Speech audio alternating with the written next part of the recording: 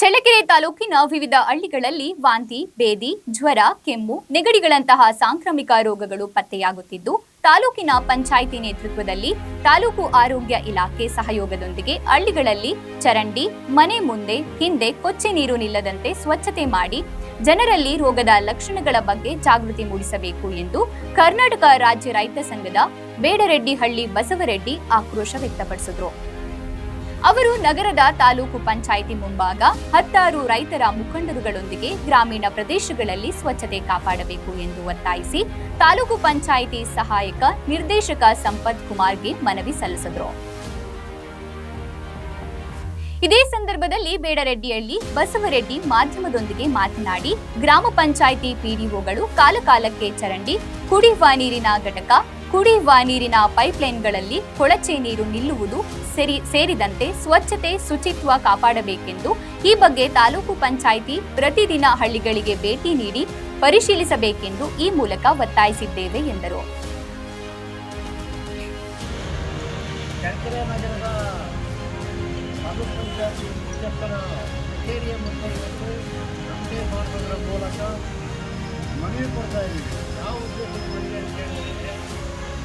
ಪ್ರತಿ ಗ್ರಾಮ ಪಂಚಾಯತಿ ವ್ಯಾಪ್ತಿಯಲ್ಲಿ ಬರ್ತಕ್ಕಂಥ ಗ್ರಾಮಗಳಲ್ಲಿ ಚರಂಡಿಗಳು ಕೆಲಸ ಮಾಡ್ತಾ ಇಲ್ಲ. ಒಳಗಿಡದ ಯಾರು ತೆಗೆಯುತ್ತಿಲ್ಲ.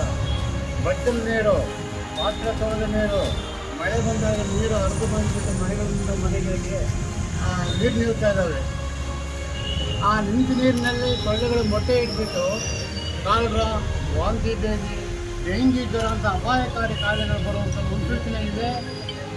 ಆ ಕಾರಣಕ್ಕೆ ಮೇಲಧಿಕಾರಿಗಳಾದ ಇವರು ಆಯಾ ಪಂಚಾಯತ್ ವ್ಯಾಪ್ತಿಯ ಪಿಡಿಒ ಮತ್ತು ಸಂಬಂಧಪಟ್ಟ ಅಧ್ಯಕ್ಷರು, ಕಾರ್ಯದರ್ಶಿಗಳೆಲ್ಲ ಸೇರಿಕೊಂಡು ಪ್ರತಿ ಗ್ರಾಮ ಪಂಚಾಯತಿ ವ್ಯಾಪ್ತಿಯ ಪ್ರತಿ ಗ್ರಾಮಕ್ಕೆ ಹೋಗ್ಬಿಟ್ಟು ಸ್ವಚ್ಛತೆ ಇದೆಯಾ ಅಥವಾ ಇಲ್ಲವೇ ಅನ್ನೋದನ್ನು ಪರಿಶೀಲನೆ ಮಾಡಿ ಮುಂದೆ ಕಾಯಿಲೆಗಳ ಉಂಟು ಮಾಡ್ತಕ್ಕಂಥ ಸೊಳ್ಳೆಗಳಿಗೆ ಮಾಡ್ತಕ್ಕಂಥ ವ್ಯವಸ್ಥೆಯನ್ನು ಮಾಡಬೇಕು. ಅದಕ್ಕೆ ಸಿಂಪರಣೆ ಮಾಡಬೇಕು.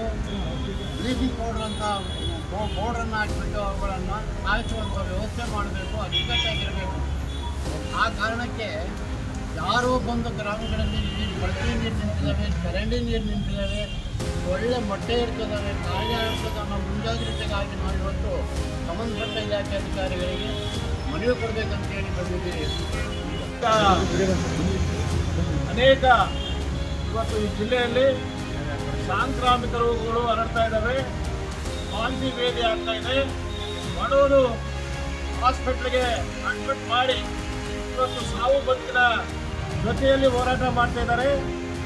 ಸರ್ಕಾರ ಜಿಲ್ಲಾಡಳಿತದ ಮೂಲಕ ಜಿಲ್ಲಾಡಳಿತ, ಜಿಲ್ಲಾ ಪಂಚಾಯತಿ, ಜಿಲ್ಲಾ ಆರೋಗ್ಯ ಇಲಾಖೆ ಸೇರಿ ಅರಿವು ಮೂಡಿಸುವಂಥ ಕಾರ್ಯಕ್ರಮವನ್ನು ಹಳ್ಳಿಗಳಲ್ಲಿ ಜಾಥಾಗಳ ಮೂಲಕ ಮಾಡ್ತಾ ಇದ್ದಾರೆ.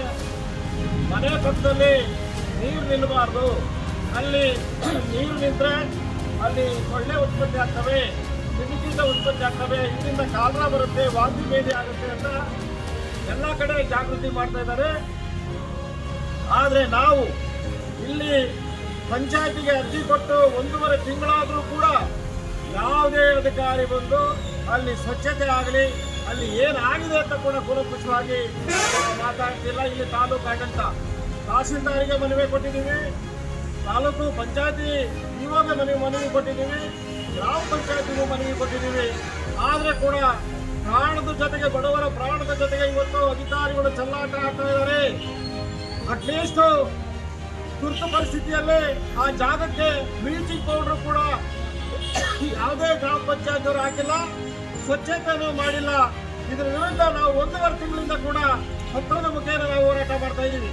ಆದರೆ ಯಾರೂ ಕೂಡ ಅಲ್ಲಿ ಬರ್ತಾ ಇಲ್ಲ.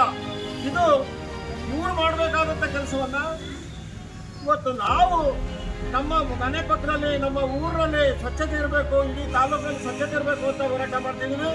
ಆದರೆ ಇವತ್ತು ನಾವು 1.5 ತಿಂಗಳಿಂದ ಹೋರಾಟ ಮಾಡ್ತೀವಿ ಅಂದರೆ ನಮಗೇನೋ ತಲೆ ಕೆಟ್ಟಿರಬೇಕು ಅನ್ನೋಂಥ ಪರಿಸ್ಥಿತಿ ಇವತ್ತು ನಮಗೆ ನಿರ್ಮಾಣ ಆಗಿತ್ತು. ಯಾಕಂದರೆ ಈ ಸಮಸ್ಯೆಯನ್ನು ಜನರ ಜೊತೆಗೆ ಹೋರಾಟ ಮಾಡ್ತಾ ಇದ್ವಿ, ಪ್ರಾಣದ ಜೊತೆಗೆ ಇದನ್ನ ಸರಿಪಡಿಸಿ ಅಂತ ಹೇಳಿದ್ರೆ ನಮ್ಮನ್ನು ನಿರ್ಲಕ್ಷ್ಯ ಮಾಡ್ತಾರೆ. ಅಂದರೆ ನಮಗೇನೋ ತಲೆ ಕೆಟ್ಟಿರಬೇಕು ಹೋರಾಟಗಾರರಿಗೆ, ಈ ವಿಷಯವನ್ನು ತಿಳಿಸೋರಿಗೆ. ಅದರಿಂದ ತಳುಕು ಪಂಚಾಯಿತಿ ವ್ಯಾಪ್ತಿಯ ಧವಳಗಿರಿ ಕಾಲೋನಿಯ ಪಕ್ಕದಲ್ಲಿ ಹಾದು ಹೋಗುವ ಬಸವನಾಲಕ್ಕೆ ಕಲುಷಿತ ನೀರನ್ನ ಅಕ್ಕಪಕ್ಕ ಮನೆಯವರು ಬಿಡುತ್ತಿರುವುದು, ಅಲ್ಲಿ ಸೊಳ್ಳೆ ಉತ್ಪತ್ತಿಯಾಗಿ ಜನರಿಗೆ ವಾಂತಿ, ಬೇದಿ, ಜ್ವರ ಬಂದು ಆಸ್ಪತ್ರೆಗಳಿಗೆ ಬಡ ಜನರು ಸಾವಿರಾರು ಖರ್ಚು ಮಾಡುತ್ತಿದ್ದಾರೆ.